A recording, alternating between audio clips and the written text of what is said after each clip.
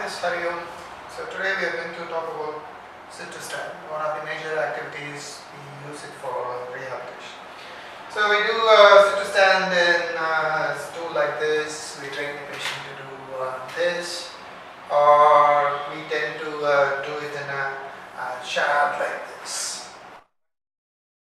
If it is a stool or a sort of standard chair, the height of the chair will be around 17 to 18 inches. The height, what I mean by height is this one.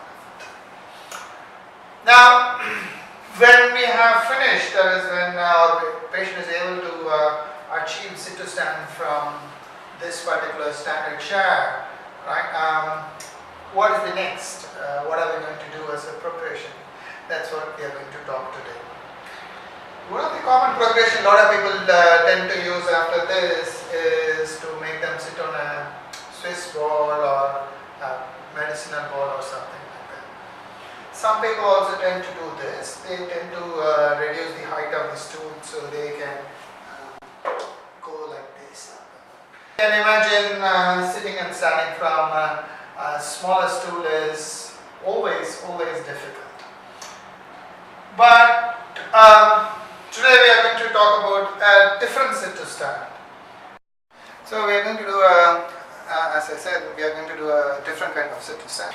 Now remember, all of our patients are going to do one type of sit to stand. That is, they are going to sit to stand from the toilet and then stand up. This is a very important part of their very important task. It's part of their daily life.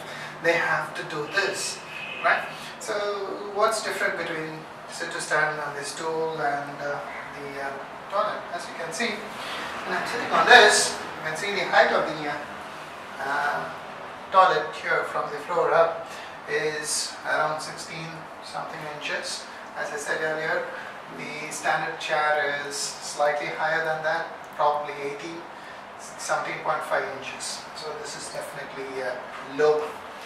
So, because it is very important, at the same time it is different from what we have already seen in a chair.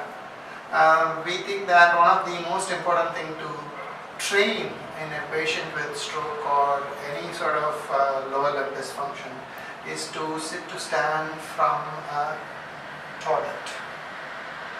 So we are going to talk about another sit to stand. That's also sit to stand from sort of a Eastern type of toilet which most of our patients have, especially if you are in the rural part of India. As you can imagine, if I'm going to do a sit to stand from this, right, I have to do a full squat. I can't be doing sit to stand. I'm going to do a full squat like this and stand down, right? So my foot, my range of motion, my balance requirements, everything is very different.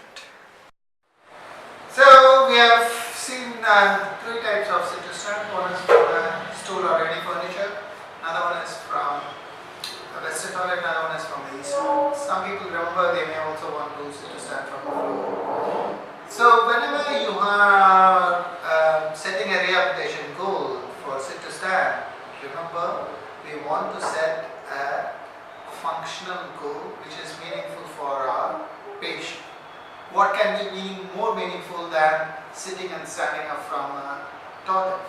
It's an activity which all our patients have to do. So we have seen three types of sit to stand. One is from the chair, another one is from the eastern toilet, another one is from the western toilet. So remember, when a patient comes to you, he has to do a sit to stand from the furniture, but he also has to do a sit to stand from a toilet, which is a vital activity. Ask your patient, what type of toilet do you have at home, a western or an eastern? Check your patient whether they have the ability to perform sit to stand from a lower surface, that is from squatting to coming up, and then formulate an intervention program to achieve that. If we can do that, which is meaningful, and if it is functional goal, then we have formed a proper rehabilitation program which is specific and useful for your patient.